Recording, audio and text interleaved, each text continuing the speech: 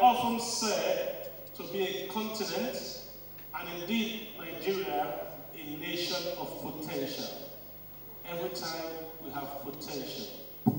When and how do we bring that potential to reality? Well, first of all, you know, when I became president, my Secretary of Commerce, Ron Brown, who did a lot of work in Africa before he was tragically killed in a plane crash in 1995,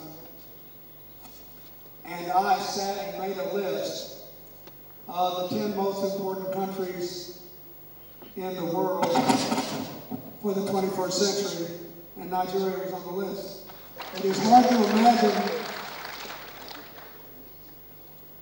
the future of the entire continent if Nigeria fails or South Africa fails.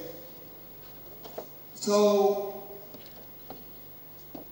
you are a country of potential. I would say you have about 3 big challenges.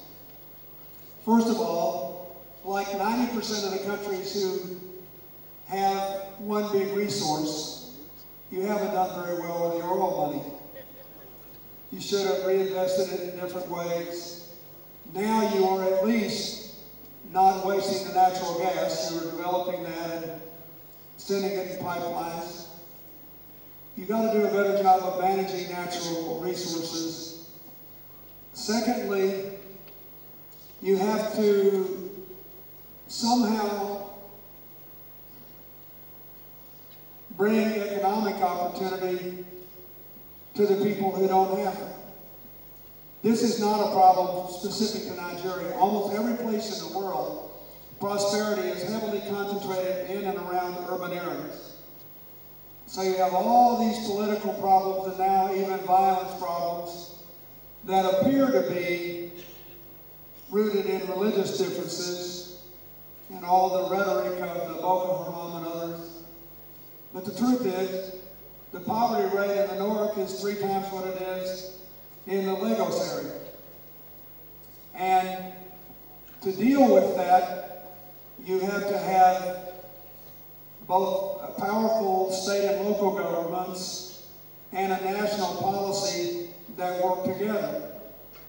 If you just keep trying to divide the pie, if you will, it's a losing strategy. You have to figure out a way to have a strategy that will have shared prosperity. I think that's the second thing. The third thing is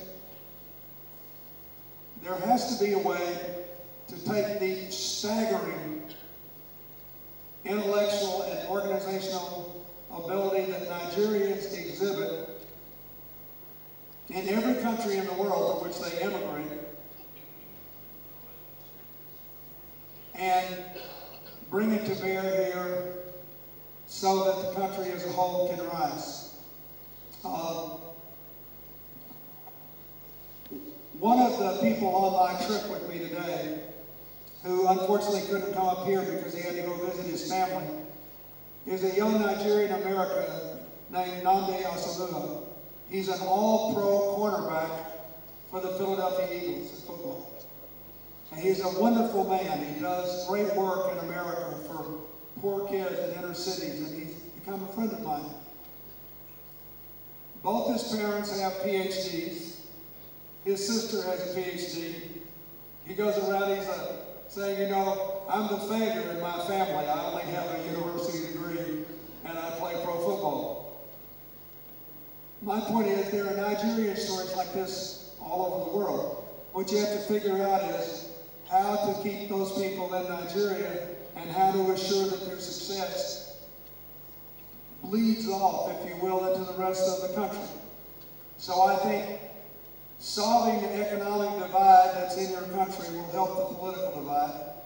Making better use of your resources. We talked about that beforehand, that Nigeria is trying to set up an investment fund where the federal government will set it up, but the governors have to be consulted so that you can concentrate capital.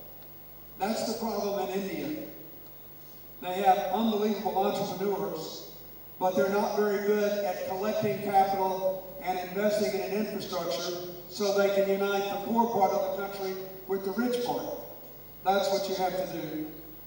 And then you have to empower people with education and capital so they can succeed at home as well as around the world.